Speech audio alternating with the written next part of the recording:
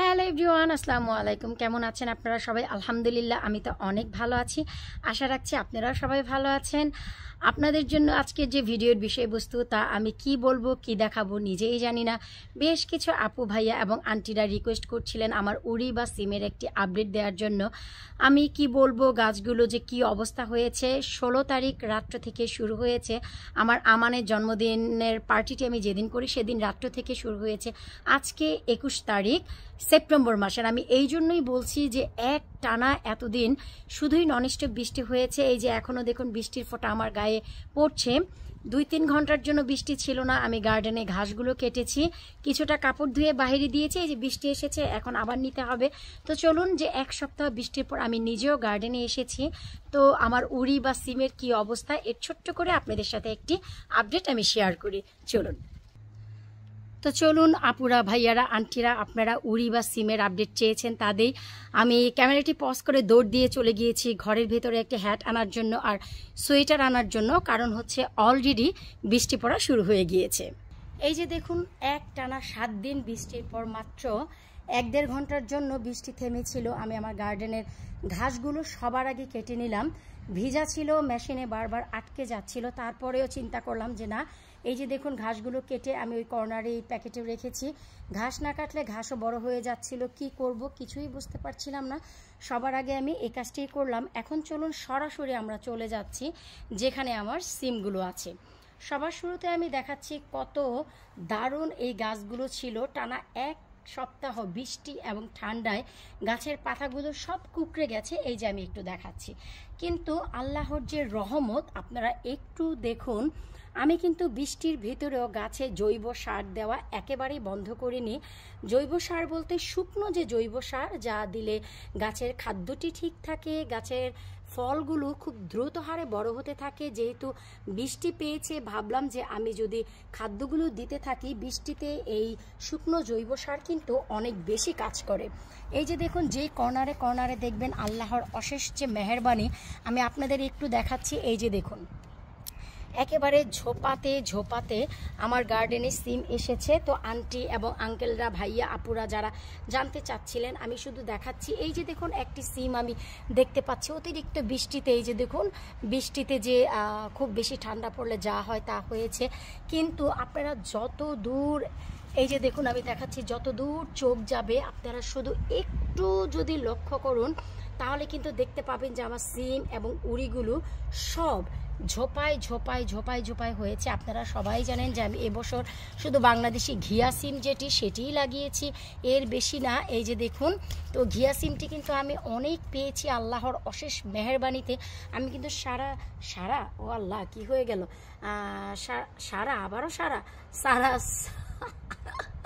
আসলে বৃষ্টি হচ্ছে তো মাথাও কাজ করছে না। একেবারে পুরোপুরি সামার ভরেই কিন্তু আমি খেয়েছি এই সিম। এই যে দেখুন, আমি আপনাদের একটু দেখাচ্ছি যেখানে আমার কচু গাছটি রয়েছে, কালো ডগার কচু। আজকেই আমি কিন্তু এর প্রিজার্ভ করেছি, একটি ভিডিও আপনাদের সাথে শেয়ার করেছি। এই যে আমি একটু দেখাচ্ছি, দেখুন সিমগুলো কিন্তু ঝোপায় ঝোপায় ঝোপায় ঝোপায় এসেছে। এই যে দেখুন, আল্লাহর রহমতে এই সিমগুলো আমি দেখলাম না যে তেমন কোনো ক্ষতি হয়েছে। শুধু যখন দেখলাম টানা বৃষ্টি হচ্ছিল, আমি শুধু শুকনো জৈব সার আমি 1 সপ্তাহে 2 দিন দিয়েছি, ট্রাস্ট মি। যেখানে আমি প্রতি 2 সপ্তাহ পর পর একবার দেই। তো আমি কিন্তু 1 সপ্তাহে 2 বার দিয়েছি। চিন্তা করলাম যে এত বেশি যেহেতু বৃষ্টি হচ্ছে, আমি যদি শুকনো জৈব সার দিয়ে দিই তাহলে বৃষ্টিতে খুব ভালো কাজ করবে খাদ্যগুলো। এতে করে আমার সিমগুলো বড় হয়ে যাবে। সিমগুলো তুলে নিলে গাছগুলো যদি এখন মরেও যায় কোনো সমস্যা নেই, কারণ এখন সেপ্টেম্বরের প্রায় শেষ। যেমনটি কি আমি শুরুতেই বললাম, ভিডিওটি হয়তো বা আপনাদের কাছে যেতে একটু সময় লাগবে, কিন্তু এটি হচ্ছে সেপ্টেম্বরের লাস্ট উইকে ভিডিওটি ক্লিপ করা। তো এখনো পর্যন্ত আল্লাহর অশেষ মেহেরবানি দেখুন আমার এই গার্ডেনে কিন্তু রয়েছে। শুধু তাই নয়, একটি পাশে কর্নারে যে আমার সিম গাছের একটি ট্রেলিস রয়েছে, আমি এখানেও আপনাদের দেখাচ্ছি যে এই যে দেখুন, টানা 1 সপ্তাহ বৃষ্টির কারণে কি অবস্থা হয়েছে গাছগুলোর। এই যে থাই করলাগুলো মাত্র রৌদ্র পেয়ে একটু বড় হচ্ছিল, তো এখানেই মনে হচ্ছে এখন স্টপ হয়ে যাবে, কিছুই করার নেই। এই যে দেখুন সিমগুলো ঝাপে ঝাপে কিন্তু একেবারে এসেছে। আমার মন এত বেশি খারাপ।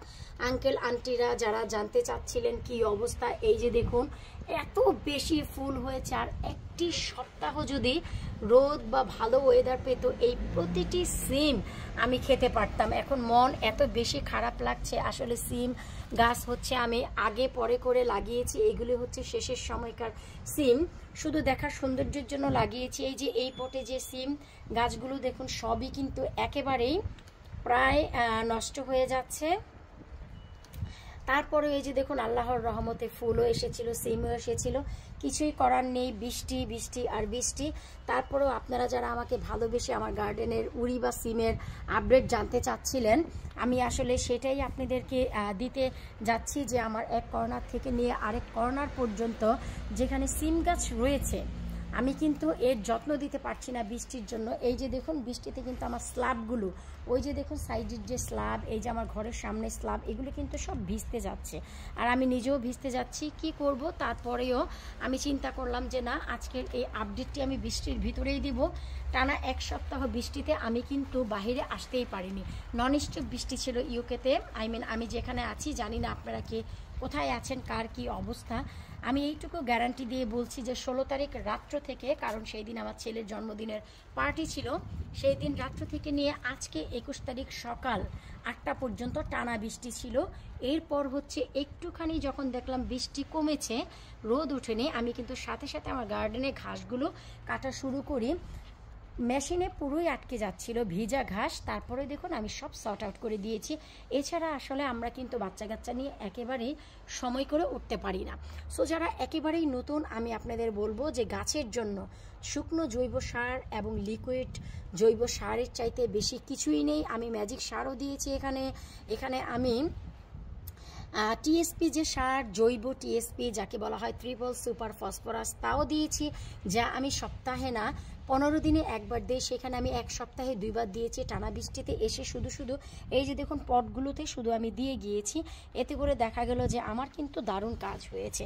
আমার এই যে সিমগুলো একেবারেই দারুণভাবে বড় হয়ে গিয়েছে। এখন আমি সিমগুলো সব তুলে নিব, যদি একটু বৃষ্টি থামে বিকেল বেলায় আমি সবগুলো সিম তুলে নিব। এত কষ্ট করে বানিয়ে আসলে আমি সিমগুলো তো নষ্ট করব না, আমি কিছুটা সিম ডিপ ফ্রিজ করে রাখবো। আপনারা যদি ডিপ ফ্রিজ করে রাখেন, এটি ভাপ দেওয়ার প্রয়োজন হয় না, কাঁচা অবস্থাতেই রাখতে পারবেন। সিম আসলে আপনাদের ভাপিয়ে রাখার কোনো দরকার নেই। আমরা যেভাবে অন্যান্য শাকসবজি ভাপ দিয়ে রাখি, এটির কোনো প্রয়োজন নেই। এগুলি কাঁচাই আপনারা ভালো করে ধুয়ে প্লাস্টিকে রাখতে পারবেন। তবে হ্যাঁ, যদি 1 মাসের ভিতরে রান্না করেন, সিম একেবারে মোমের মতো গলে যাবে। এটি হচ্ছে ঘিয়া সিম, চুলায় যাওয়া মাত্রই গলে যায়। 1 মাস পর যদি একটু রান্না করেন, পানি একটু বেশি দিতে হয়, একটু বেশি জ্বালাতে হয়, তারপরে গলে যায়। কারণ সিমের জাতের ভিতর এটি হচ্ছে ওয়ান অফ দ্য বেস্ট কোয়ালিটির সিম, যা হচ্ছে আমাদের বাংলাদেশের ঘিয়া সিম বলা হয় আমরা, অথবা সবুজ সিম, যেটাই বলি না কেন, খুব ভালো কাজ করে। এই সিমটি কিন্তু আমি বরাবরই লাগাই। অন্যান্য সিম তেমন আমি খাইও না বা তেমন করিও না। আমার গার্ডেনে শুধু এই সিমেরই ফলন হয়। আমি জানি সবার গার্ডেনে 8-10 ধরনের সিমের ফলন হয়, কিন্তু আমার গার্ডেনে শুধু একটিরই ফলন হয়, কারণ আমি এটি বেশি পছন্দ করি। তো আন্টিরা আঙ্কেলরা যারা উড়ির আপডেট চাচ্ছিলেন, সেপ্টেম্বরের শেষে এই হচ্ছে আমার উড়ির অবস্থা। বৃষ্টিতে গাছগুলোকে আর বাঁচিয়ে রাখতে পারছি না, এখন শুধু গার্ডেন থেকে শাকসবজি তুলে কালেক্ট করার পালা। আশা রাখছি আজকের এই ভিডিও আপনাদের ভালো লাগবে। বিদায় নিচ্ছি আজকের মতো, পরবর্তী ভিডিও দেখার আমন্ত্রণ জানিয়ে আল্লাহ হাফিজ বলার আগে আমি আবারও আরেকবার আমার এই সিমের সৌন্দর্যটি আপনাদের সাথে একটু শেয়ার করতে চাচ্ছি, যেন আল্লাহ হাফিজ বলার পর আপনাদের চোখে এই সৌন্দর্যটি টিকে থাকে। বিদায় নিচ্ছে আজকের মতন এই ঝাঁকে ঝাঁকে সিমের সাথে, ভুরি ভুরি সিমের সাথে। আল্লাহ হাফিজ।